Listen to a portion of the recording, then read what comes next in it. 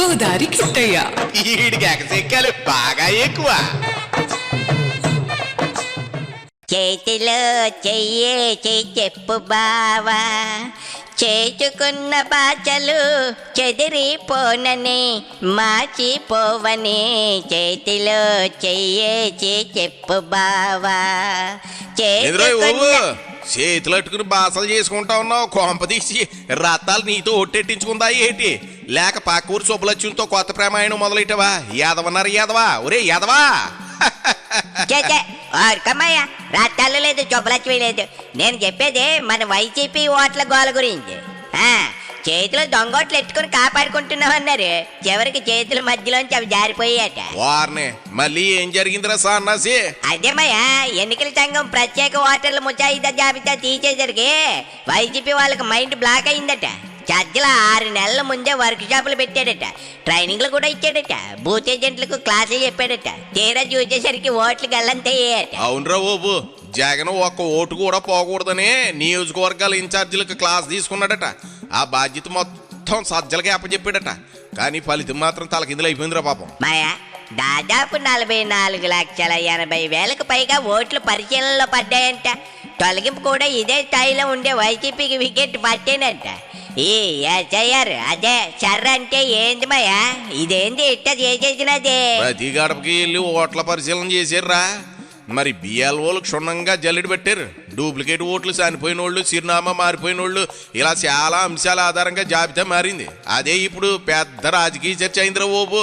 కానీ నాకు డౌట్ అనుమానం కెట్టామయ్యా, ఇన్ని వర్క్ షాపులు పెట్టి, ఇన్ని ట్రైనింగ్లు ఇచ్చి, ఇన్ని మీటింగ్లు ఇచ్చే చివరికి ఓట్లు పోతే ఆ ట్రైనింగ్ అంతా బూడిదలో పోచిన పన్నీరేనా? అదే అసలు ప్రశ్న రా సన్నాసి. కాగితం మీద ప్లాన్ వేరు, క్షేత్రస్థాయిలో పని వేరు. బిఎల్ఓలు తిరుగుతున్నప్పుడు పార్టీ ఏజెంట్లు ఎక్కడున్నారనేదే ఇప్పుడు వైసీపీ అధిష్టానానికి అంత్యశక్తిని పేసిన. మాయా, మా ఊరి మేస్త్రి మల్లయ్య కూడా ఇంతే. ఇల్లు కట్టే ముందు 10 సార్లు మ్యాప్ గీస్తాడు, తీరా కట్టేసరికి బాత్రూమ్ తలుపులు బయటికి కాకుండా లోపల తెచ్చుకుంటాయి. ఇది కూడా అట్టాగే ఉంది. అబ్బబ్బబ్బబ్బా, బేల్టార్ మేస్త్రిని సాధ్యల పనితనాన్ని బలేగా పోల్చేవరా ఓబు. ట్రైనింగ్ క్లాసులో పాస్, గ్రౌండ్లో ఫెయిల్ అంటే ఆపరేషన్ సక్సెస్, పేషెంట్ అడ్డనమాట. మాయా, కడప రాయలసీమలోనే ఎక్కువ ఓట్లు పోయా అంటున్నారే, నిజమేనా? అదే మరింత ఇబ్బందికరమైన విషయం.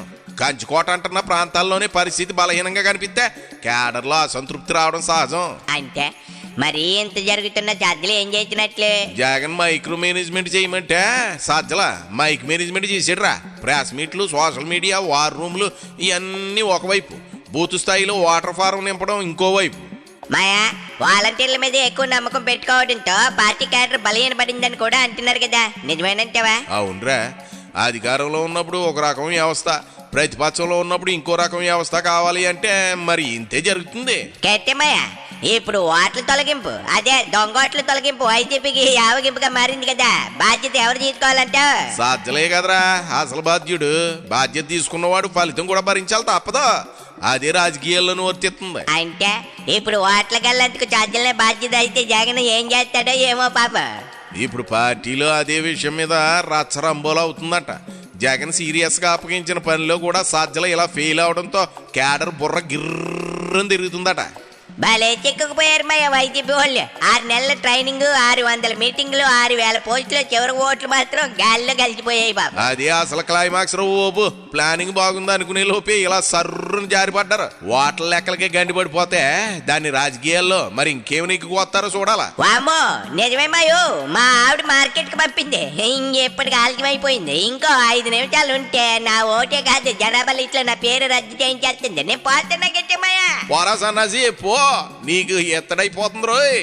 కానీ ఒరే ఒక్కడి మాత్రం గుర్తెట్టుకో, ఓటు అనేది చేతిలో ఇసుక లాంటిది. గట్టిగా పట్టుకోకపోతే జారిపోతుంది. జారిపోయాక చేతులు చూపించి లెక్కలు చెప్పిన ఉపయోగం ఉండదురా ఓబు. చేతిలో చెయ్యేసి చెప్పు ఓబు.